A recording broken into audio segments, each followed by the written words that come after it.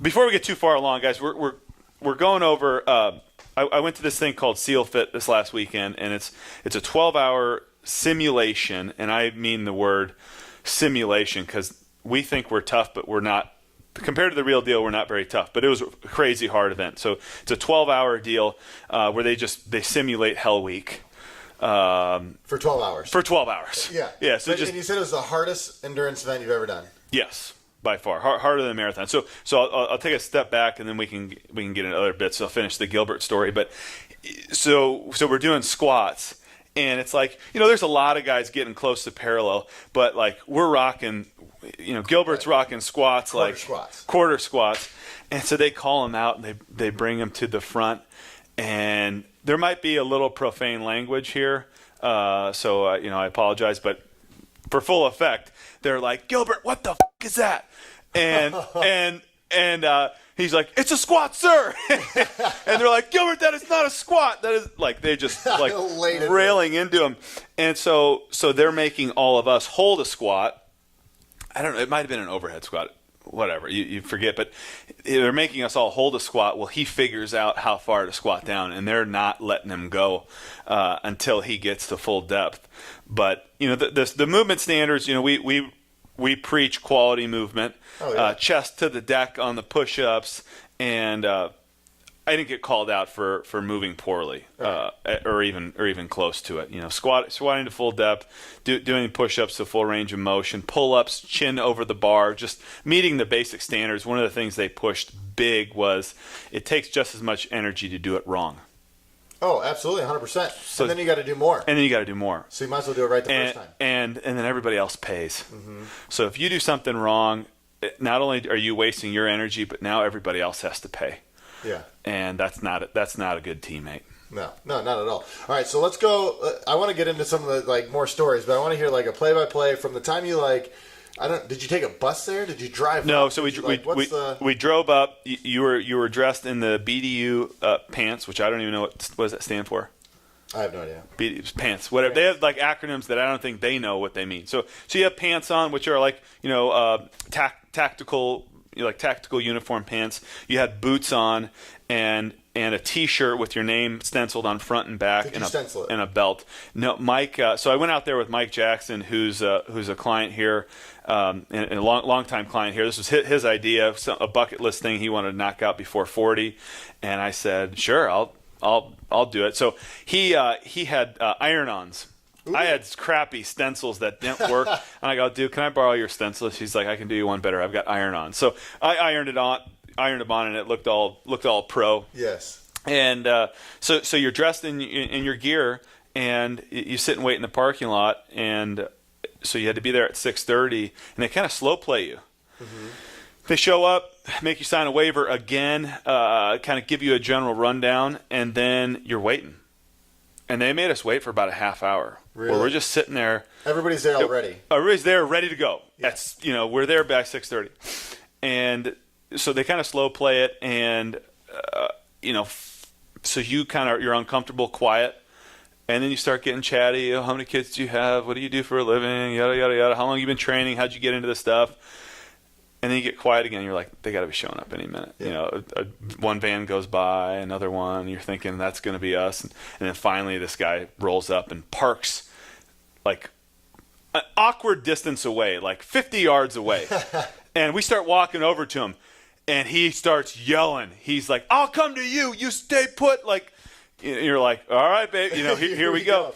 Yeah. So then again, he comes up, and he says, 3 rows of 6. And you're like, 3 rows of 6, like, what? Okay, 1, 2, 3, 4, 5. Okay, I'm a row, and we were getting to like 4 rows of 5. Like it was just like all messed up. Yeah. And he's like, "What don't you understand about 3 rows of 6?" And like just trying to rattle us. Anyway, we get settled. He kind of gives us a scoop, and he was the medic who was going to be responsible for keeping us alive throughout the day. And then he says, "I'm going to drive the van. Keep up." Better keep up. So we're like, all right, I'm going to keep up. So we get 2x2 or a 2-person wide line, or however, 9x2, and we just run. And it ended up being a 3-mile run in, and then we get to the basic or the the grinder is what they call it. So we were just going to do PT, or they didn't tell us anything. They told us to line up, and we just line up, and they start spraying us with hoses. As we run up, they're spraying you in the face, and you line up, and you're holding position, and they're spraying you, and then next thing you know, you're working. And you're on your chest, you're on your back, you're on your belly, and then you're counting, and then they're teaching you positions. When we say down today, you get into a plank. This is the start of a push-up. So every time you hear down, it's just... Get down, like now. Plank. Now, wherever you are, get down. Get down. And so you're just learning all these different progressions the hard way, because you're screwing up, and, he says, get down, and then he says, push up. And the big thing... or one of the big things they're trying to get you to emphasize is communication throughout the day, and they call that sounding off. So when he says push up, you say push up, so that everybody knows what's coming. Yeah. So I might not have heard him say push up, I might have not heard the command, but you're next to me, and I heard you sound off and reiterate the command, which was push up. And if we didn't, it was back on your backs, back on your belly, on your feet, back on your backs, back on your belly, down. You get into that position. So we just did 2 hours of just total beatdown. Just keep on working. Basically, they would say something, you just do it. Do it. Yeah, it didn't even matter. Like say you get to a point, say you're doing push-ups and you can't do any more push-ups. Like you are like shaking, you can't get up, or someone else in the You hope it's almost over. Really? Yeah, you're like I could probably do one more because it's almost over. Mm-hmm. And then you do that again. I could probably do one more because it's almost over. And then that was the day, like all day.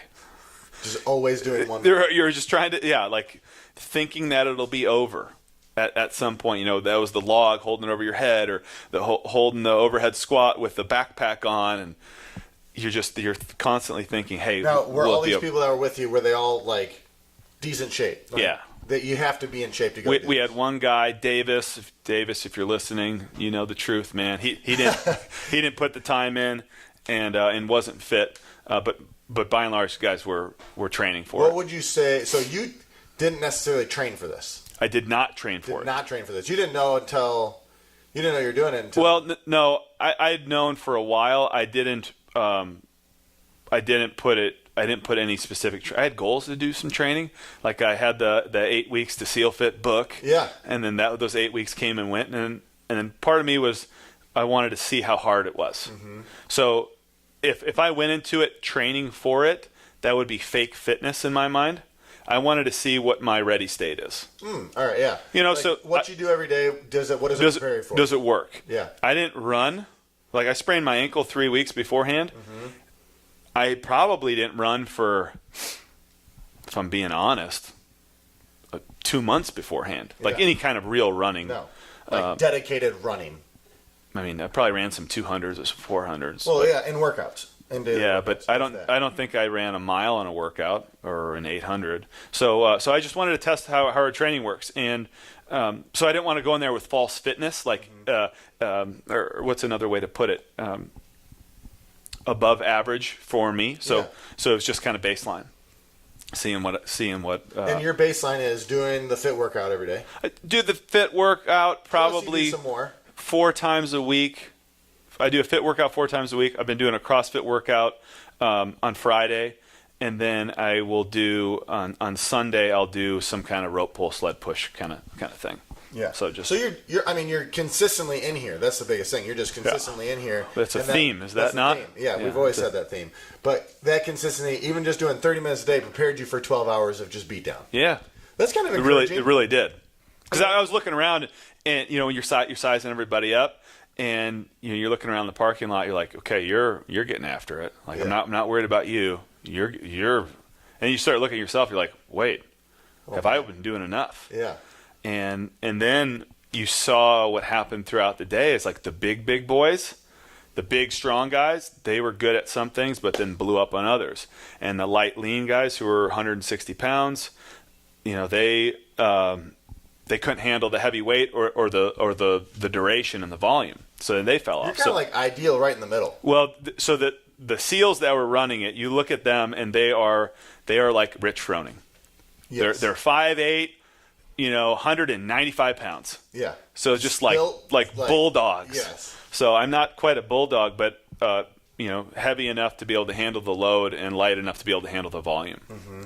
All right, so you get done. So you start off a 3-mile run, then you get beat down for about 2 hours, and then what'd you do? Then you do the PSCs, the physical standard test, where you do max number of push. Well, so they gave us standards. You had to get 40 push-ups in 2 minutes. You had to get 40 sit-ups in 2 minutes, air squats, and then you had to do more than 8 strict pull-ups, or you had to do 8 strict pull-ups, and then run a mile in, I think it was like 9 minutes or 9:30 or something pretty reasonable. But you got pants and boots on, so and plus you just got done running 3 miles and you're soaking wet and covered in sand and just like beat up. So they tested us where we did max push-ups you can do. Probably half the group got to 40 and quit. Oh, really? And just stopped? Yeah. And just from everything I've read, that's not the SEAL's MO. No. Theirs is you fall to the level of your training, and if you train for the minimum, you're gonna die in combat. Yeah. So their whole deal is you max out everything, every chance you get, so that when the bell is rung and when your name is called, you can at least perform at the minimum. So how many did you do? I got 52, and you cannot break. Yeah, there's no. So it's hold a plank. It's not drop to your knee, shake it out, baby, and then go back and get it. You could get a bunch more. So it was hold on for 2 minutes. Just like as much as you possibly could. Yeah, I mean, How did that feel after doing a bajillion push-ups and stuff like that? You just found a way to do it. You just found another gear. They're there. There's another gear that we had probably done a couple hundred push-ups at that point. Yeah, split up between 10s and 5s. 5s and 3s, yeah. And flip over and do this and do more push-ups. So you found another gear. So I got to 30, and it was like, hold on for dear life, one at a time. And what happens if you brought your butt up in there at the top? You don't. That's done. That's done. Good. Yeah, you got to stay hold the plank, and there was no. And did you have a partner with you holding their chest? Yeah, well they put a fist on the ground, so it shortened the range of motion up. Which, if you practice chest to the ground all the time, that was a huge relief. Oh, I bet. You know, but even so, you can't stay on the ground, and the rest at the top is not rest because you're holding the plank. So yeah, so we did the push-ups and then sit-ups. Push-ups, sit-ups, sit-ups, air squats. How many air squats do you have to get in 2 minutes? I did 80, 84, something like that, and I don't remember. You just did. I don't remember. And you did. Yeah, I passed. I was trying to get out of my head of minimums. Yeah, no, you can't have minimums. Maximums. Go maximums. And then what was your mile time? 7:40. Oh, nice. So you cruised on the mile. Yeah. Only for being tired. That was fast. Yeah. There was 3 of us that finished right at 7:40, and that was pretty fast with boots and pants on. Oh yeah. We were cruising, and so far everybody in the group is still with you. You started with 18 and 19? Yep. 19. Everybody's still going. Everybody's still going. No one's dropped out yet. No. Okay, so you did the PST, and then what'd you do? Then it was time to go for a walk. I think they gave us once we finished that mile run, they gave us a 200-calorie protein bar, which was delicious, like unbelievable. It was gluten-free, protein bar, chocolate, amazing. And then they load you up with 35 pounds of sand in your bag, a gallon of water. They did a really good job keeping us hydrated. Gallon of water, and then an MRE, which is a meal ready to eat. And then you had a 9-pound PVC pipe. Oh, that was the part I missed. During all the PT, the grinder, you had to have your weapon on you, and you can't lose your weapon. If you lose it, so it can't become disconnected to you. So you're doing push-ups, holding onto your weapon. You're jumping up doing burpees, holding onto your weapon. You drop it, we all pay. Yeah. So and it's just a 9-pound PVC pipe. 9-pound PVC pipe. Yeah, and the lesson with that they're trying to teach early on is be a good teammate. Like, be there for everybody, and don't be the one that's holding everybody back. Don't make everyone else. Don't be that guy. Don't be that guy. Yeah. And you can take a whole bunch of these lessons into business or family, but just don't be dead weight. Like anywhere in life. Yeah. if somebody is having to do extra work to get you up to the standard, like you need to fix something. You need to fix something, step it up. So then we had the 9-pound PVC pipe, which was our weapon, and then we started walking with the backpack. So just a little ruck. Just a little ruck, and it turned into where you was joking, our sundial, whatnot. It was at least 2 hours to the top of the mountain, and then a little bit more on the way down because we stopped and had to do a bunch of different.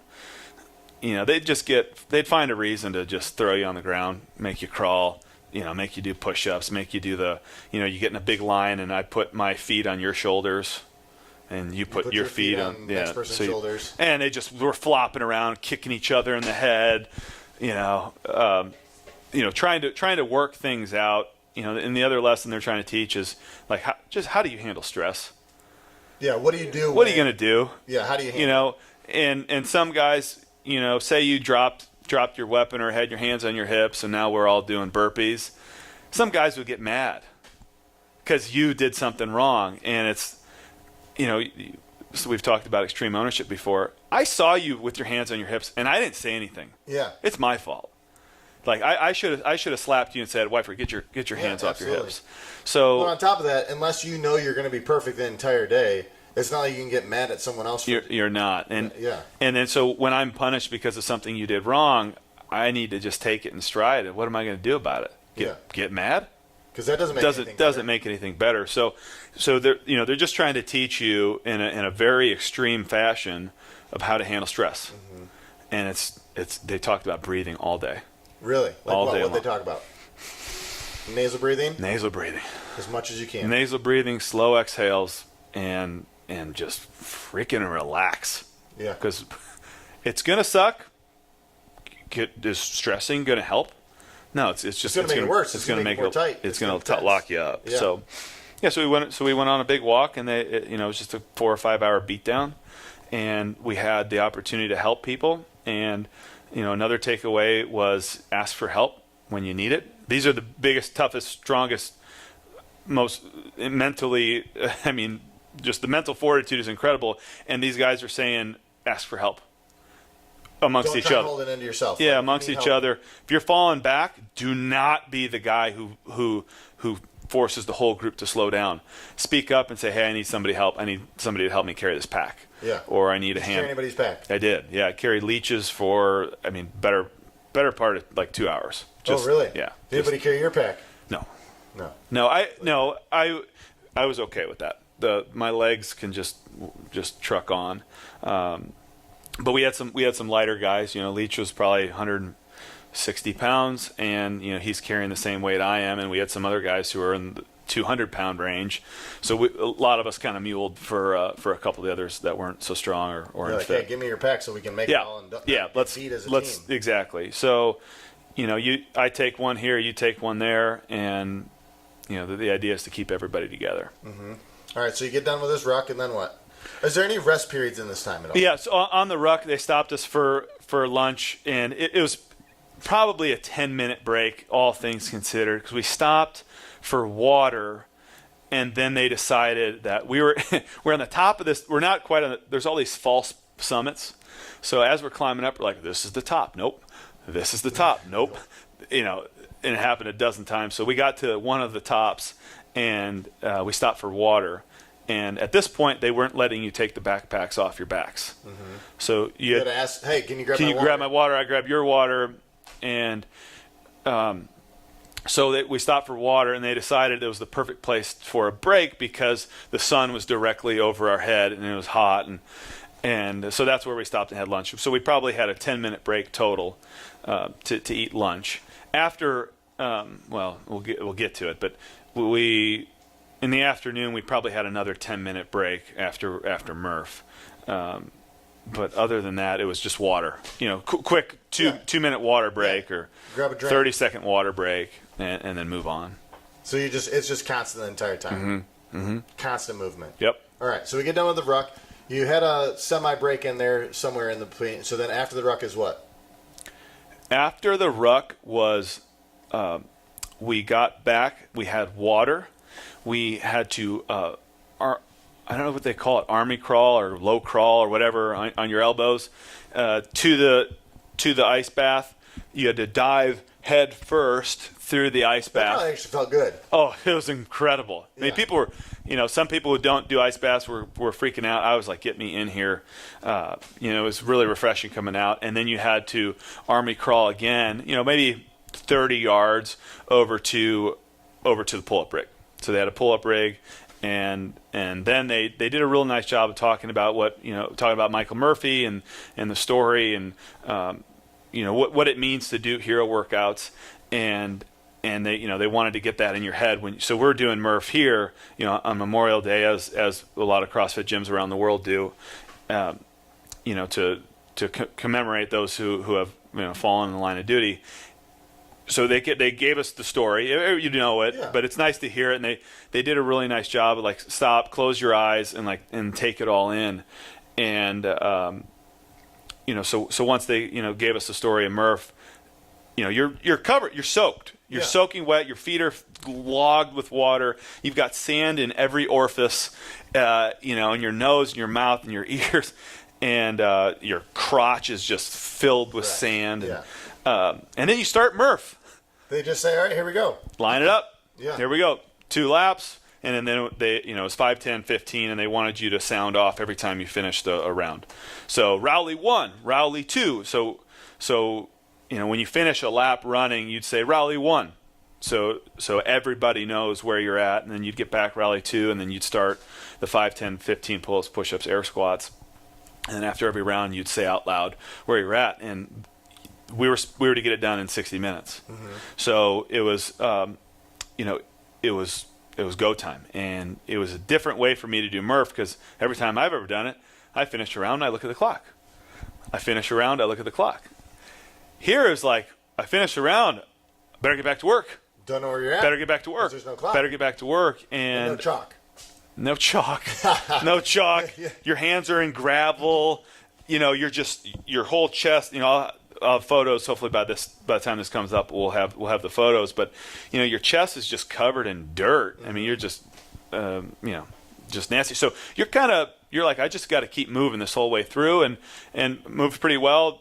The second loop felt honestly pretty good on the legs, and I finished in 51:40. No weight vest, but still a decent time for me, all things considered. Oh, absolutely, because this is after 6 hours of extra work. Yeah, just beating you down, and and I think there's a little gap of time here. I don't remember if they had. Well, because you probably waited till other people finished. We probably had 10 minutes where we were waiting on other people to finish. Were you one of the top people to finish?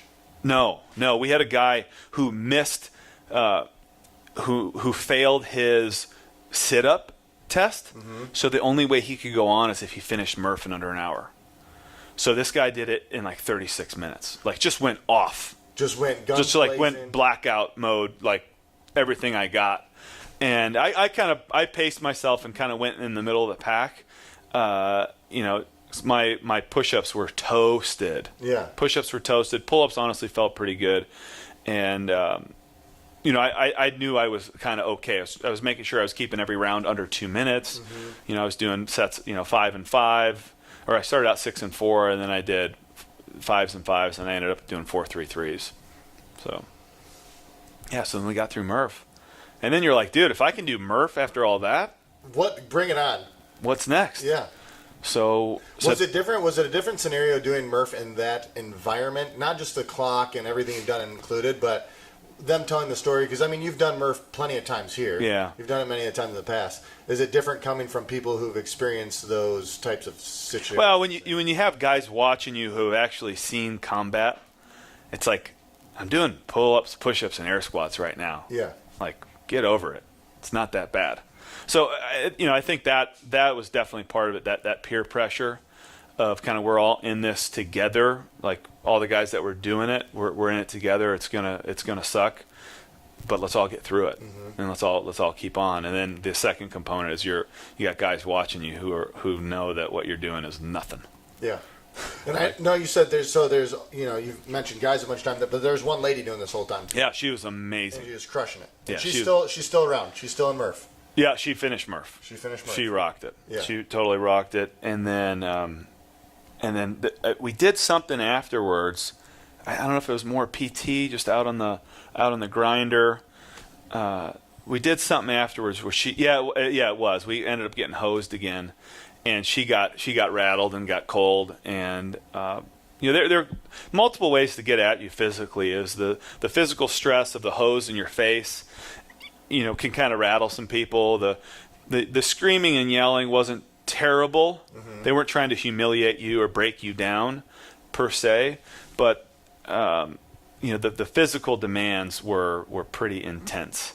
And add to that getting cold, being dehydrated, cramp. We had people cramping up. People who didn't hydrate properly leading up to it. Kind of blew a tire. Mm-hmm. And then there was just the sheer endurance part. Yeah, like, you just have to keep on going. We ran 10+ miles, and that's just a lot of volume. Yeah, 500, 600 push-ups for sure, at least. Right. Yeah, and then so then you make it through Murph, and then you do more PT, and then you feel like the end's around the corner, and no, it wasn't totally. It was close. So we went on a ruck we were searching for a down pilot, so we had a gurney that we had to carry, and we had to rotate every little bit. It wasn't terribly heavy, but after a minute or two, your grip starts to give out because you've got a 9-pound PVC pipe in the other hand. Oh, you still so you're still holding your weapon, and so you ran with that for Murph. No, we didn't have our weapon for Murph. Oh, right. No, didn't have the ruck or weapon for Murph, but on the rucks we did, and we had to do a good job communicating. You could never set the gurney down. You had to move, and this time people are starting to lose it a little bit, and we got a little too close to the instructor, and he would take off running. And that's where kind of the wheels started to fall off for some members of the group, and it was just that slug, that run through the sand with a bunch of weight on your back. So it was probably an hour out, and then they so we find the down pilot. It's probably a 150-pound dummy that we then have to put on the gurney and carry it back. And then they say, you have no idea, you don't have a watch. So then they say, how long do you think it would take for you to get back? And somebody says an hour, somebody says 45 minutes. And I do the quick math, and I go, well, we're going downhill, so let's do it in a half hour. So I throw out 30 minutes, and they jump on it. They're like, okay, 30 minutes at it. But I also knew it didn't matter what time we threw out. We were going to miss it. Yeah. So we threw out 30 minutes. The guy says, yeah, it's on. Like, we're going to do 30 minutes on the way back. And guys were struggling on the way down, and we obviously didn't make the 30 minutes. Yeah, no. We weren't going to make it anyway. No. And so they, so I'm thinking. So your point was the guy leading the deal on the way up says, "Hey, you 12-hour guys, you're almost done." So he gives you a little bit of a little bit of hope. Oh. And you're like, sweet, okay, cool, like almost done, like I can power through. Yeah. So you get back from the ruck, and it is like you just got there. Like the hatred comes out, and they start getting angry, and they start yelling, and because you're losing focus, and you're starting to screw little things up. Yeah, you're screwing up the counting, and this is where I started to slip, a little bit, because mentally I was like, we're done, we're almost there, and we're messing up some counts, we're starting all over, and we're doing 20 squats, but we say at 11 you're supposed to stay 1, and somebody says 11, and you start all over. And so 20 squats turn into 80 squats, 10 push-ups turn into 50, and then we finally, like, something clicked. We're like, if I keep thinking about this thing being over, it's never going to end. So might as well just grin and bear it. Yeah, so I probably lost that focus for a good 20 minutes out of the day. Otherwise, it was just like one foot in front of the other. Just step, breathe, step, breathe. And then I got back in focus and got back to my counting and just kind of really, really tried to lock it down. And it's just this PT thing just went in. They were just going and going, and you had to hold the weapon in front of you, straight in front of you, and I mean, you just don't have any leverage. Yeah. And you're maxing out, and slowly your hands are dropping. And you're looking at him, telling him like, get up and dropping. And it's like, I got nothing. I just can't do it. Raleigh, get your hands up. Like hold him up. He's like, we are all going to hold this till you get your hands up. And then like your elbows start bending in. And you're like, what are you doing? And you can't stop it. So you're like, and 2 guys dropped in this last PT session. Oh, dropped during the PT? During the PT. Like you see them walk out and they're like, who's next? So they were just given the opportunity to leave, or did they get told to leave? Or is it? No, you like out. Like they couldn't complete the movement and they walked themselves out. Unless you fell off of the group, like unless you lost the group physically, you were in until you said you were out. Yeah. So guys were just physically unable to perform and they walked themselves out. Really? Yeah. Gone. Man, that would be. Did it? It was not like, good job, Whiteford. Like, no. Like you're not going to make it. Hop on out. No. But in your brain, because I feel like that would fuel me. So that's for sure. So if they walked out, where you're like, all right, dude, baby, come on. Yeah, another one bites the dust. Here we go. Totally. So that fueled you. Oh, for sure. Yeah, because I was thinking about that when you first started talking. I was like, dang, man, if someone started dropping out, are you going to be? Because some people will say like, okay, they see them drop out, and they're like, I guess I can drop out too. Well, that's what they're trying to get you to do. Yeah, is to drop out in like pairs. Yeah. Or I'd be like, no, screw that. Like, I can keep on going. Let's do this. Hold on. Hold on. All right, cool. So you got a couple people drop out. You did not drop out the entire time. No. Well, you can't. Once you do, you're done. Yeah. They want. Can I get a little break? Yeah. No, there's 15 minutes? No, it was hold on. So it's either you're on or you're done. So my thought was just finish this next thing. Finish whatever this is, and then whatever happens next, and then finish this next thing. And right now, when I think about the whole day, it's like overwhelming.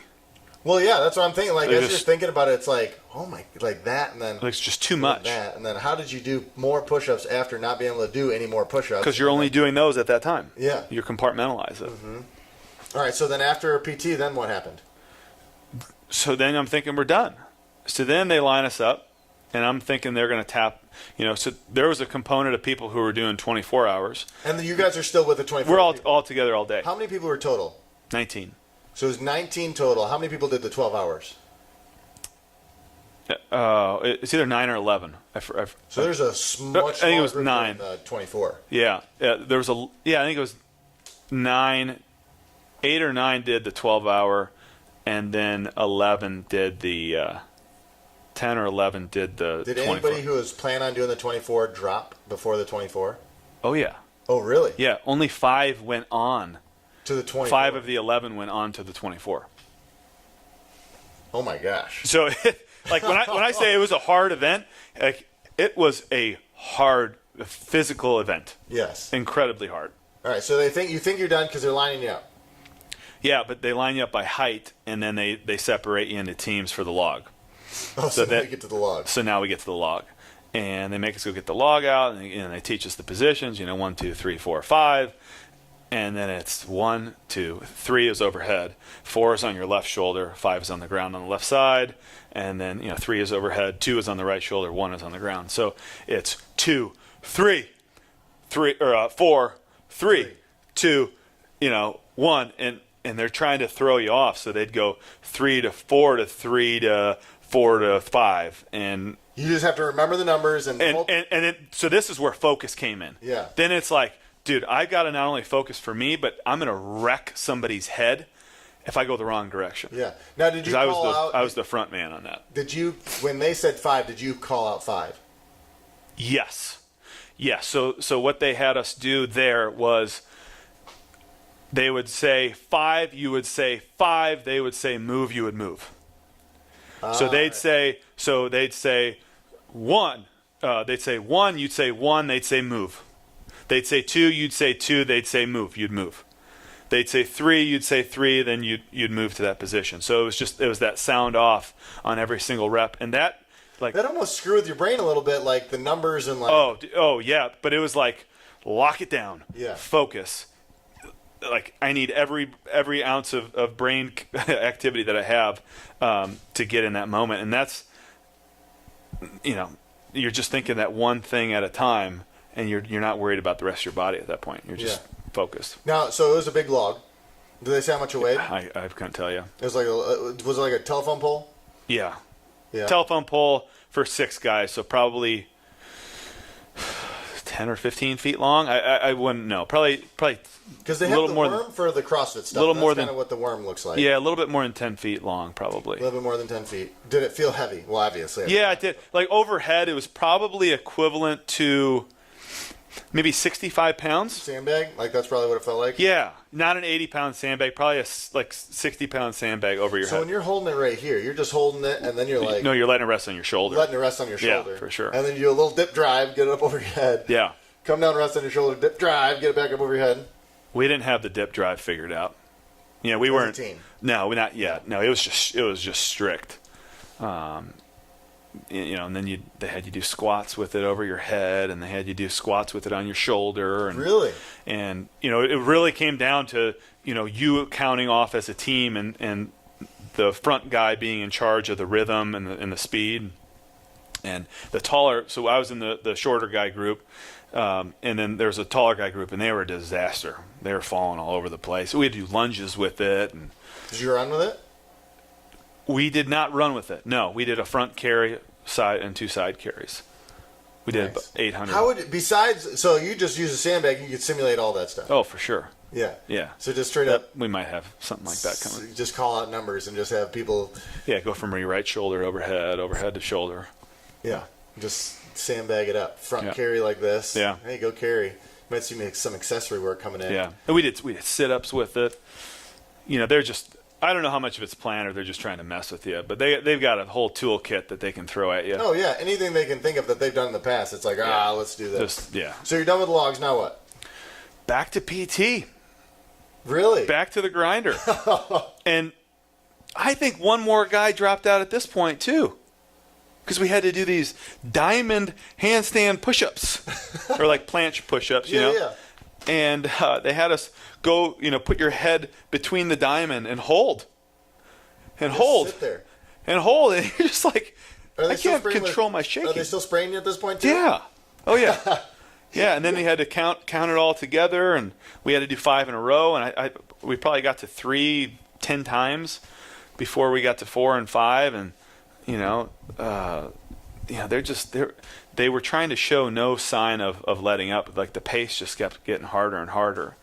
And then we're doing jumping jacks, we're doing lunges, we were doing it silent, and we had to all be in sync. And you had a guy would come up, and one of our guys would come up and lead the group, and everybody would have to watch and pay attention. And it just kept going, and then it was over. And then That's it. 20x, you're secured. You're standing there. You're ready for the next What comes thing. next? You've already surrendered to the Yeah. fact that you're going to be beat. Yeah, and it's just you're kind of like, that's it, but I'm ready for more. And it's like you'd flip that switch. Like at least for me, my switch had been flipped. Yeah. And I was ready for what was next. Do you think you could have gone on to the? Physically, yes. Yes. Yeah, I mean, yes, I You could done have. it. Could have done it. I don't know that I want to go on for 24 hours just from the recovery standpoint. I feel good. It's Wednesday. It's 4 days after. I feel pretty good today. Mm-hmm. I don't think that would be the case if I went overnight. No, It still would be hurt. the recovery would last longer. So Yeah. All right. So they just said you're secured and you're done. you're secured and you're done. But I missed I didn't really. Your advice was to stay under the radar. Yeah. And I did. I stayed under the radar, did my job, kept my head down, looked straight forward, didn't, tried to not get caught on anything. Remember that guy? They caught me at the end. I missed the command. They said feet 6 inches, Oh. and I didn't know what that meant. Partially, when you're kind of unsure, you look around. Well, I had the hose in my face, on my back, like pretty much in my mouth. And so I heard feet 6 inches, so I moved my feet together so they're 6 inches apart. They're still laying on the ground though. Yeah, and the hose is still in my mouth, and now it's in my nose. And now for the first time all day, I cannot breathe. I have to turn to take a breath of air. And they're like, Rowley, why am I spraying you? And I go, because my feet are not 6 inches, sir. And he's like, open your eyes. Like, so I turn to the side and I see everybody's feet are 6 inches off the ground. So I get my feet 6 inches off the ground, and then he's gone. And so that was my only Your point of mess up for the day, but it's it's pretty uncomfortable having a garden hose sprayed up your nose while you're laying on your back, and then we had flutter kicks, and so when we finished, you're secured, and we're like, we haven't heard that word today, we don't know what that means. Yeah, what do we do? And they say 20x, you're dismissed. I'm like, okay, I kind of know what that means, and that's it. And then we walk away. And so, like, the guys who are in the 20X, we all kind of, like, give a hug. We're like, dude, you guys are awesome. But we're all kind of in the zone. Yeah. Because, like, we had finished with, we had to do 20, four count jumping jacks, all in sync. And then we had to do it all in silence. And you're just, like, in the zone, like, locked in. You've had 11 and a half hours of practice. Well, it was like 13 because they didn't let us finish till 7:45. And we started right around 7. So, I think they took us a little bit longer because they wanted to see if somebody was going to fall off. But, you finish and it was not like that. I didn't have any feeling of exhilaration. There was no feeling of, yeah, finished it. Like, it was just like, that was kind of badass. Yeah, like almost like a zen. A total calm sense of accomplishment. You're kind of like, wow, like you're capable of a lot. Yeah. And a lot of times you finish your race and you're stoked. It was just real calm. You're realizing what you've been through all day, and you're just kind of like, wow. And then so the group that finished, they basically go around and they said so little, like, good job. And then to everybody who finished, they go around and shake their hand. And that's it. But those that didn't finish, and then they just like move on. Well, it wasn't like, hey, better luck next time. Like, really keep pushing it. Like, it was just, hey, you worked hard. Good job. They're just business. Yeah. Like straight business. There was no pep talk at the end. It was just, good job. Later. And there was nobody was hanging around afterwards to have a beer. Nobody was, talking war stories or whatever. It's just like, oh, you remember that time when we did this? And you remember this and we did that? Like, move on. Yeah. So, which was kind of neat to see. It's like, who are you doing it for? Who are you doing it for? Yeah. You're doing it for yourself. Mm-hmm. And it's, so you don't need a big congrats from me, buddy. Like, you should be so proud of yourself. No, you should know what you accomplished, and then you should be able to look yourself in the mirror. You accomplished this. Knowing what you've done, and knowing that you put out, and that was one of the things. Like, are you going to put out today? And like, you know that. Mm-hmm. When you look in the mirror, it's like, did you go hard? Did you give it right? Yeah. And if you didn't, did you quit? Oh man, that'd be crazy. So you've done how many Ironmans? I did 3. You've done 3 Ironmans. Was this harder than Ironman? Mm-hmm. Like a lot harder. Yeah. And harder the volume is not the same, obviously. You didn't run a full marathon, but you covered the same amount of mileage with weight on you. Here's what I'd say. A heck of a lot more people can do an Ironman than can do this day. Really? Yes. Because you gotta have it all. Well, because in an Ironman, you just have to keep going. You have 17 hours. Yeah, you're good. And if you need to stop and take a leak, you do. Take a leak. If you're hungry, you eat. Yeah. There were so many more, besides the volume, there's so many more components of this that you didn't have control of. Mm-mm. So it's handling that stress. I would equate it to doing an Ironman while somebody is like trying to sabotage you. You know what I mean? Like, oh, your tire's flat. Sorry about that. Yeah. Or like trying to trip you while you're running. Like stick weights in your pouch as you're running or something. Yeah, like instead of handle you a water. And you don't have a clock, so you have no idea what time it is, where you're at in space. It was just full failure, like failure of your body. Your legs and your lungs and your calves. Multiple times. That's the thing that I like about it. Like when you're talking about this, is like, you reached failure a multitude of times in the same movement. So you failed push-ups. Oh God! I failed plank holds. Yeah. Countless times. Yeah, but then you came back to plank holds. And you come back to plank holds. Yeah. You ran and then you do. So PST is a mini Murph. Yeah. Oh, yeah. Pretty close. Yeah. So, I mean, yeah, almost pretty much. I didn't get as many push-ups in, but I got a fast mile run and pull-ups. And, yeah, it's a mini Murph. So you did a mini Murph, and then you did Murph, and then you did more push-ups, and then it was just like constant barrage. Like when you said, it sounds like something that you couldn't do. And then I wonder what the guys for 12 more hours did. Yeah, that's next level. I mean, they went to the beach and they just kept going. There's a whole nother. So, I've maybe uncovered 60% now of what I'm capable of. Yeah. There's still other layers out there, and I think we got to get moving. We got to roll. But anyway, the bottom line, you have another gear that you can get to that you don't even know exists, and it was a pretty incredible experience. Super lucky to get to do it, and I'm excited for you. Oh, this is like a bucket list item of mine. I want to do the 24. It's on for sure. So, guys, thanks for joining us. I know it was a little bit long-winded today, but fun story to share nonetheless. We'll talk to you next week.